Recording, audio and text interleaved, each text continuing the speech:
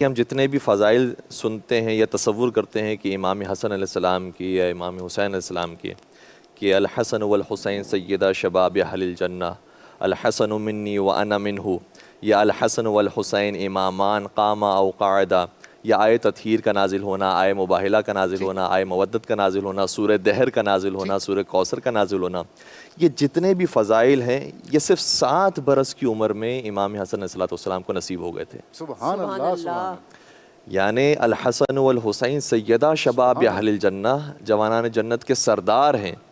تو انسان تو ہم اپنی بات کریں کہ میں اگر 60 سال کا بھی ہو جاؤں، 70 سال کا بھی ہو جاؤں، تو کوئی ضمانت نہیں ہے کہ میں جنتی بھی ہوں گا یا نہیں ہوں گا۔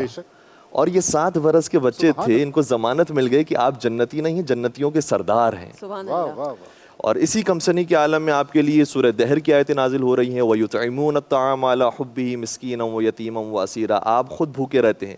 حضرت علی مرتضیٰ کا بھوکا رہنا سمجھ میں آتا ہے، حضرت فاطمہ زہرا کا بھوکا رہنا سمجھ میں آتا ہے، لیکن ان بچوں کا اس طریقے سے خود بھوکا رہنا اور پھر سائل کو دے دینا اور 3 دن تک مسلسل دے دینا، جو رمضان کے روزے رکھنے والے ان کا اندازہ ہوتا ہے کہ افطار میں خاص طور پر بچوں پر توجہ دی جاتی ہے کہ بچوں کے لیے بہترین افطاری پکائی جائے، جو کچھ ہو بچوں کے لیے ہو۔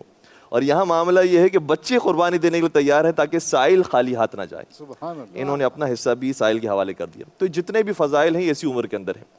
اب اس کے اندر کیا کیا ان کو کرامات ملی اور کیا کیا نصیحتیں خود ان کے والدین کی طرف سے اور آباء و اجداد کی طرف سے نصیب ہوئی، اور انہوں نے کس طریقے سے دنیا والوں کے سامنے پیش کیا، اس کے چند نمونے میں پیش کرنے کی کوشش کروں گا جو آپ سوال فرما رہے تھے۔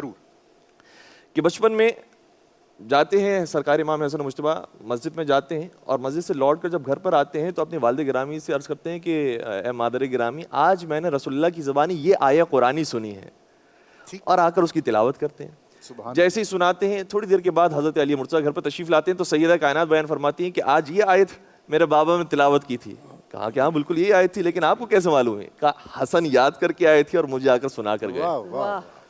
اور پھر حضرت سیدہ کائنات کی جو محبت ہے اسی بچپن میں امام حسن مجتبیٰ علیہ السلام سے، کچھ اشعار ایسے ہیں کہ جو ہمیں ملتے ہیں روایات کے اندر۔ دیکھیں عام طور پر ماں اپنے بچوں کو پیار سے پکارتی ہے اور کچھ لوریاں سناتی ہیں، لیکن لوریوں کے اندر بھی اگر تربیت کی بات ہو جائے تو کیا ہی کہنا۔ امام حسن مجتبیٰ کو اپنے سینے سے لگاتی ہیں، روایتی کہتی ہے کہ پھر اچھالتی ہیں اور پھر سینے سے لیتی ہیں، پھر اچھالتی ہیں اور سینے سے لیتی ہیں، اور کچھ اشعار پڑھتی جاتی ہیں۔ فرماتی جاتی ہیں کہ اشبہ اباک یا حسن واخلع عن الحق الرسن وعبد الہا ظلمنا ولا توالی ذل احن، اے بیٹا حسن اپنے بابا جیسا بننا۔ واہ واہ واہ، یہ کتنی بڑی تربیت ہے۔ ہمارے یہاں ماں عام طور پر بچوں کو، مجھے معاف کیجیے گا میں اپنی بہنوں سے جو ہے ورڈز کر رہا ہوں، کہ کہہ رہی ہوتی ہے کہ بیٹا باپ کی طرح نہیں بننا ہے، تمہیں بڑا آدمی بننا ہے۔ سر پھر وہ باپ بھی تو ویسے نہیں نہ ہوتے۔ ہاں لیکن ایک احترام کی فضا قائم کرنا بہت ضروری ہے۔ اگر ہم رسپیکٹ دیں گے اپنے اسپاؤس کو تو پھر وہ خود بھی محسوس کرے گا کہ اس کی بھی ایک رسپیکٹ ہے، اور وہ مدر کو بھی دے گا، فادر کو بھی دے گا۔ لیکن اگر ہم نے خود یہ رسپیکٹ کا جو حصہ ہے وہ توڑ دیا تو پھر وہ ہر جگہ پر ڈس رسپیکٹ دکھائے گا۔ تو سب سے پہلے یہ چیز کہ اپنے بیٹا بابا جیسا بننا۔ دوسری چیز واخلع عن الحق الرسن، اور حق کے اوپر اگر رسن بن جائے تو وہ تمہیں کھولنی ہے، تمہیں حق کا اعلان کرنا ہے۔ وعبد الہا ظلمنا، اور اس معبود کے سامنے جھکنا ہے جو نعمتیں دینے والا ہے۔ سبحان اللہ۔ اور ولا توالی ذل احن، اور دوستی کرنا تم ہر ایک کے ساتھ بچپنا ہے دوستی کرنا، لیکن جو کینہ رکھنے والا ہو اور اپنے اندر بغض اور عداوت رکھنے والا ہو اس سے دوستی نہ کرنا۔ اللہ اکبر، کتنے خوبصورت درس ہیں کہ جو اسی عمر کے اندر دی جا رہے ہیں۔ اور پھر امام حسن مجتبیٰ دنیا کی کیسی اصلاح کرتے ہیں اسی عمر کے اندر جو ابھی 6-7 برس کی ہے، کہ جب آتے ہیں مسجد کے اندر اور دیکھتے ہیں کہ کوئی ایک بوڑھا صحابی ہیں، وہ وضو تو فرما رہے ہیں لیکن شاید بڑھاپے کی وجہ سے صحیح یاد نہیں رکھ پائے کہ کس طریقے سے وضو کیا جاتا ہے۔ تو اب ان کی اصلاح بھی کرنی ہے، لیکن ہے خود چھوٹے، وہ بڑا ہے کہ جس کی اصلاح کی جائے، تو کیسے اصلاح ہوگی؟ اپنے بیٹے اپنے بھائی حسین کو ساتھ لیا اور کہا کہ ہم چلتے ہیں اس سے کچھ گفتگو کرتے ہیں۔ کہا کہ اے شیخ آپ ہم دونوں کا وضو دیکھیے اور دیکھیے ہم دونوں میں سے کون صحیح وضو کر رہا ہے۔ سبحان اللہ۔ اور دونوں شہزادوں نے وضو کیا، سبحان اللہ۔ اور جب دونوں شہزادوں کا وضو مکمل ہوا تو وہ شیخ کہنے لگا کہ تم دونوں کا وضو صحیح ہے، میرا وضو غلط تھا۔ کیا کہنے، کیا کہنے۔ اور اس طریقے سے خوبصورت انداز میں انہوں نے نصیحت فرمائی۔ سبحان اللہ۔ تو بچپن ہے، کیا کہنے۔ اور قرآن کریم کی آیت یہ ہے کہ وَمَا كَانَ مُحَمَّدٌ أَبَا أَحَدٍ مِّن رِّجَالِكُمْ وَلَٰكِن رَّسُولَ اللَّهِ وَخَاتَمَ النَّبِيِّينَ، محمد تم میں سے کسی مرد کے باپ نہیں ہے۔ ایک طرف سے قرآن کریم نے یہ کہا ہے، سورہ احزاب کی آیت ہے کہ تم میں سے کسی کے بھی باپ نہیں ہے، لیکن مباہلہ کے میدان میں جب بات آتی ہے کہ ہم اپنے بیٹوں کو لے کر آئیں گے تو بیٹے کب بنتے ہیں کہ جب انسان باپ ہو. ٹھیک. تو کہا کہ ہم مباہلہ کے میدان میں اپنے بیٹوں کو لے کر آ رہے ہیں. سوال یہ پیدا ہوگا کہ ابھی تو کہا تھا قرآن کریم نے کہ یہ باپ نہیں ہے کسی کے بھی, یہ کون سے بیٹے ہیں؟ تو خود قرآن نے اس کا جواب دیا ہے کہ وَمَا كَانَ مُحَمَّدٌ أَبَا أَحَدٍ مِّن رِجَالِكُمْ وَلَٰكِنْ رَسُولَ اللَّهِ وَخَاتَمَ النَّبِيِّينَ. یہ محمد مصطفیٰ کسی مرد کے باپ نہیں ہے, لیکن یہ خاتم النبیین ہیں اور رسول اللہ ہیں. تو اس کا مطلب جو میدان مباہلہ میں بچے جا رہے ہیں وہ رسول کے بچے ہیں, وہ محمد کے بچے نہیں, وہ خاتم النبیین کے بچے ہیں, صلی اللہ علیہ وسلم. محمد مصطفیٰ صلی اللہ علیہ وسلم کے نہیں. یعنی ذات محمد مصطفیٰ ان ساری چیزوں سے آ رہی ہے. وہ پروردگار کی طرف سے بھیجے ہوئے رسول تھے, پروردگار کی طرف سے بھیجے ہوئے نبی تھے. یہ نبوت کے بچے ہیں جو میدان مباہلہ کے اندر جا رہے ہیں. اور اس کمسنی کے عالم میں انہوں نے جو میدان مباہلہ میں تشریف آوری کی, تو اس کے بعد قرآن کریم کیا آیت ہے کہ فَنَجْعَلْ لَعْنَةَ اللَّهِ عَلَى الْكَاذِبِينَ. ہم یہ کام کرنے کے لیے جا رہے ہیں کہ جھوٹوں پر اللہ کی لعنت بھیجیں گے.